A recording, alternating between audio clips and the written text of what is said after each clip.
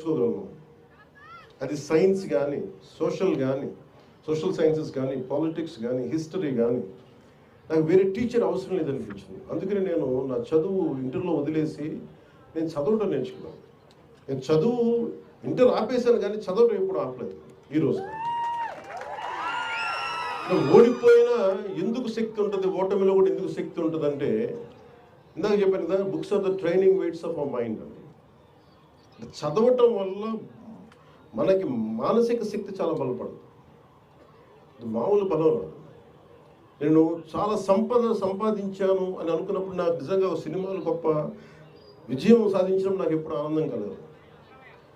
మా వదిన కానీ మా అన్నయ్య దగ్గరికి వెళ్ళిన అంటే నాకు ఈ బుక్ ఫేర్కి రాగానే నాకు ఎక్కడో మద్రాసులో ఇప్పుడు చెన్నైలో ఒక తెలుగు ఇట్లాగే బుక్ ఫేర్కి వెళ్ళేవాడు. అక్కడ బుక్ ఫేర్ జరిగేది, తెలుగు సెక్షన్ కూడా ఉంది. అందులో రకరకాల పుస్తకాలు. అప్పుడు నేను కొన్నది మొదటిది దేవరకొండ బాలగంగాధర తిలక్ అమృతం కురిసింది, అలాగే మార్క్ ట్వైన్ అనువాద ప్రచనం, ఇవన్నీ కొనుక్కొని ఇంటికి. అలాగే నండూరు రామ్మోహన్ రావు గారి విశ్వదర్శనం, ఇవన్నీ మనకి ఇంటికి వచ్చి ఎప్పుడు ఓపెన్ చేయాలి. అవి ఆ కొత్త పుస్తకాల వాసన అది మర్చిపోలేము. అవి ఓపెన్ చేయగానే దానికి కొత్త సువాసన ఉండదు.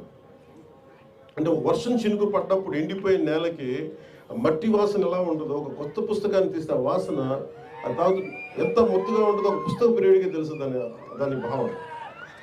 అలాగా ఆ రోజు అంటే నేను ఎందుకు నన్ను ఈరోజు పాలిటిక్స్లో కూర్చోబెట్టి నాకు ఎందుకు ఇంత బలం ఇచ్చినాయి అంటే, మన ఈ మధ్యన మన్యం ప్రాంతంలో కూడా వెళ్ళగలిగి ఎందుకు అర్థం చేసుకోగలనంటే, ఎందుకు నడవగలనంటే, ఎప్పుడో కేశవరెడ్డి రచించిన అతడు అడవిని జయించాడు. ఆ పుస్తకం చదివితే తప్పిపోయిన చుక్క పందుల కోసం అతను ఎంత కష్టపడ్డాడు అంటే, మనం ఇక్కడ మణులు మాణిక్యాల కోసం కష్టపడతాం. ఒక గిరిజనుడికి ఆ చిన్నపాటి ఆధారమైన తన చుక్క పందులు వెళ్ళిపోతే ఎంత కష్టపడతాడు, ఎంత ఇబ్బంది పడతాడు. అది ఆ కష్టం నాకు అర్థం చేసుకునేవాడు. అంటే ఎంత ఇబ్బందులు పడతారు. అలాగే చిన్న కథలు చదివిన, అలాగే మన సంస్కృతి గురించి అర్థం చేసుకోవడానికి ఎప్పుడో చిన్నప్పుడు 5వ తరగతిలో ఐ థింక్ ఆంధ్రపత్రిక సరిగ్గా గుర్తులేదు, దాంట్లో హాహా హూ అని చెప్పి మన విశ్వనాథ సత్యనారాయణ గారిది ఒక ధారావాహిక సీరియల్ ఉండేది. నాకు ఎందుకు గుర్తుండిపోయిందంటే, ఏదో ఒక విదేశాల్లో పెద్ద బహుళంతస్తులు ఉన్న ఒక సెంటర్లో ఒక అశ్వముఖంతో ఉన్న మనిషి శరీరంతో ఒక గంధర్వుడు పడిపోయి ఉంటాడు, ఇలా మూర్చపడిపోయి ఉంటాడు. ఆ ఫోటో చూశాను.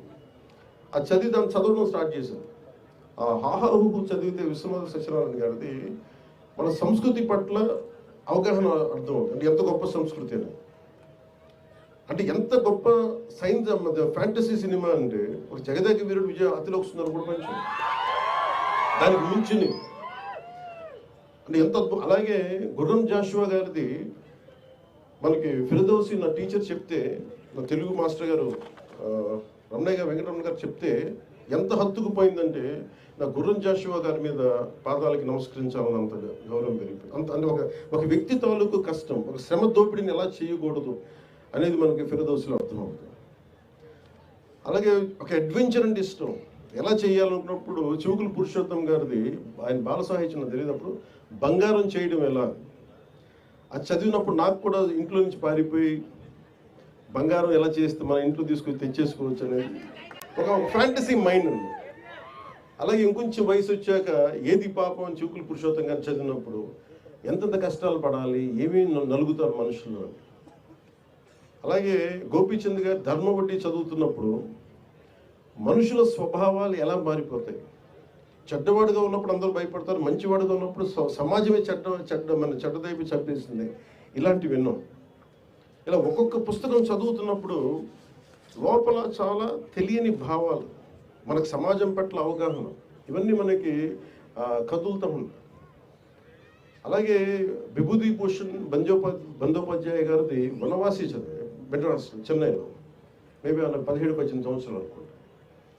చదువుతున్నప్పుడు ఒక రచయిత కళ్ళకు కట్టినట్టుగా ఒక అడవిలోకి వెళ్తే మోదుగు పూలు ఎలా వికసించుకున్నాయి, అది ఏదో అడవి దహించుకుపోతున్నట్టుందా, ఇలాంటి వర్ణన నన్ను కదిలించేసేది. నన్ను అందుకునే ఒక ఒక ప్రకృతి ప్రేమికుని చేసింది. వనవాసి అనే ఒక నవల విభూతిభూషణ్ బందోపాధ్యాయ గారు రాసింది.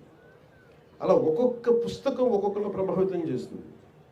దాంతోపాటు ఆంగ్ల సాహిత్యం కానీ, క్లాసిక్స్ కానీ ఒక్కటి బట్టి నేను చెప్పగలను, తెలుగు సాహిత్యం మామూలు మన అదృష్టవంతులు కాదు. తెలుగు భాషలో మనందరం తెలుగు వారిగా పుట్టడం. అసలు ఎంత అద్భుతమైన సాహిత్యం ఉంది అంటే, మనం నేర్చుకోవాలి, చదవాలి. కానీ మన మైండ్స్ ఎంత ఓపెన్ అప్ అవుతాయో మనకి ఊహించలేము. మనం ఇందాక ఇప్పుడు నాలాంటి వాడి భాష కంటే కూడా, నాలాంటి వాడి ఉపన్యాసం కంటే కూడా, ఇందాక శ్రీనివాసరావు గారికి మనస్ఫూర్తిగా నేను క్షమాపణ చెప్తా ఉన్నాను, కె శ్రీనివాసరావు గారికి. ఎందుకంటే నేను మధ్యలో ఆపేసి అర్థాంతరంగా ఆపేశాను.